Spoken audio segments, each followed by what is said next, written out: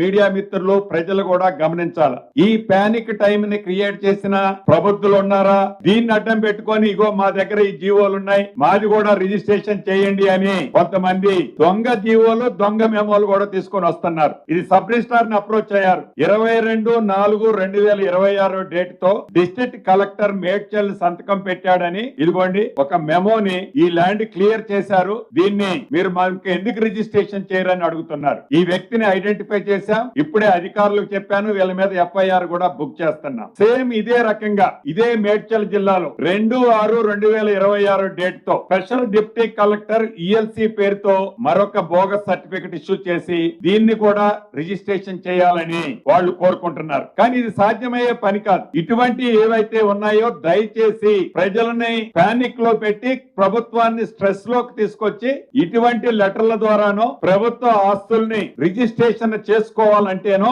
అది సాధ్యమయ్యే పని కాదు. దయచేసి అటువంటి ఆలోచన డ్రాప్ కావాలని ఈ వేదిక ద్వారా ఇటువంటి ఆలోచన వ్యక్తులకి పదే పదే రిక్వెస్ట్ చేస్తున్నాను, గట్టిగా మందలిస్తున్నాను కూడా. ఈ ఇద్దరి మీద కూడా కేసు ఎఫ్ఐఆర్ బుక్ చేస్తాను.